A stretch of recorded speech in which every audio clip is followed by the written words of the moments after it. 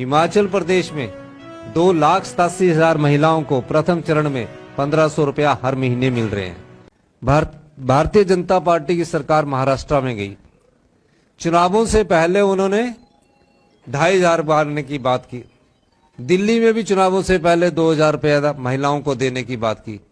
हिमाचल प्रदेश में 2,87,000 महिलाओं को प्रथम चरण में 1,500 रुपया हर महीने मिल रहे हैं, यानी कि 18,000 रुपया साल का हम 3 लाख महिलाओं को दे रहे हैं जो वृद्धावस्था महिलाएं हैं।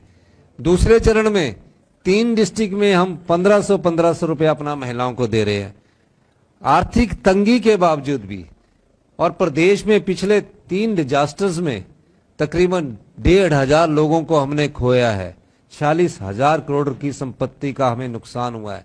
हम उस आपदा से भी लड़ाई लड़ रहे हैं और अपनी जो रोजगार उन्मूलन नीति है, लोगों को साथ लेकर प्रदेश के विकास में हम आगे बढ़ रहे हैं। मैं ये भी कहना चाहूंगा कि हम जिस प्रकार हिमाचल प्रदेश में हमने ओल्ड पेंशन स्कीम लागू की है, यहां भी सरकारी कर्मचारी जो बिहार के हैं, जो अधिकारी बिहार के हैं, चाहे वो क्लास 4 का कर्मचारी है, चाहे वो क्लास 3 का कर्मचारी है, चाहे वो क्लास 2 का कर्मचारी और अधिकारी है, हम यहाँ ओल्ड पेंशन स्कीम लागू करेंगे। ओल्ड पेंशन स्कीम राजनीतिक लाभ के लिए नहीं कह रहे हैं। अगर राजनीतिक लाभ के कहना होता तो हमारी सरकार तो 2027 तक थे, चुनावों से 1 वर्ष पहले हम कहते। ये हम इसलिए कह रहे हैं कि हम चाहते हैं कि बिहार के सरकारी कर्मचारी और अधिकारी जिन्होंने बिहार में काम किया है, अपने जीवन के 25 से 30 साल दिए हैं, उन्हें सामाजिक सुरक्षा मुहैया करवाई जाए। और सामाजिक सुरक्षा मुहैया करवाने का दायित्व हमारी गठबंधन सरकार का होगा, वो उन्हें ओल्ड पेंशन स्कीम देंगे। सबको शिक्षा, स्वास्थ्य और रोजगार, ये एक नीतिगत विचार लेकर हम आएंगे और किस प्रकार से सेल्फ एम्प्लॉयमेंट कैसे मिले और किस प्रकार से लोग आगे उच्च शिक्षा प्राप्त कर सके। जो आज बिहार का साक्षरता दर 70% है, वो भी हिमाचल के संदर्भ में आगे आए। 25 लाख रुपए तक का मुफ्त इलाज हम बिहार के जो नागरिक है उनको उपलब्ध करवाएंगे। ये स्कीम राजस्थान गवर्नमेंट ने लागू की है। हमारे यहाँ स्वास्थ्य के क्षेत्र में अच्छी तरक्की हुई है। जो भी चीज होती है उसको हम मुफ्त में हिमकेयर के माध्यम से उपलब्ध करवाने की कोशिश करते हैं। 2,500 रुपया महिलाओं को सीधे खाते में जाएंगे। जो महिलाएं हैं वो आत्मनिर्भर बने।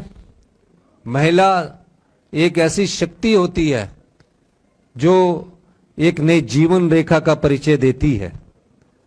इस दृष्टिकोण से हमारी सरकार उन्हें 2,500 रुपया प्रति माह देगी। शिक्षा के क्षेत्र में मैं आपको बताना चाहता हूं, यहाँ फ्री टैबलेट की बात की है। हमने शिक्षा के क्षेत्र में महत्वपूर्ण बदलाव किए हैं। हमने सरकारी क्षेत्र में जो शिक्षा संस्थान खुल रहे हैं उन्हें हमने डे बोर्डिंग के Rajiv Gandhi day boarding school बनाया है। यानी कि एक एक शिक्षा का जो स्कूल है, उस स्कूल में हम तकरीबन प्री नर्सरी से लेकर +2 तक की एक ही इंटीग्रेटेड शिक्षा होगी। खेलने के लिए मैदान होगा और दिन का भोजन उन्हें स्कूल में उपलब्ध करवाया जाएगा ताकि पौष्टिक आहार उन्हें मिले और शाम को अपने वो घर जाएंगे। हमने Rajiv Gandhi day boarding school concept को विकसित किया है और इस आने वाले समय में उस कंसेप्ट पर हमारा पूरी तरह शिक्षा में बदलाव हो जाएगा। पर यहाँ 8वीं से 12वीं तक फ्री टैबलेट और कंप्यूटर बांटने की बात की है। विधवा, दिव्यांगजन, वृद्धा पेंशन 2,500 रुपए की जाएगी।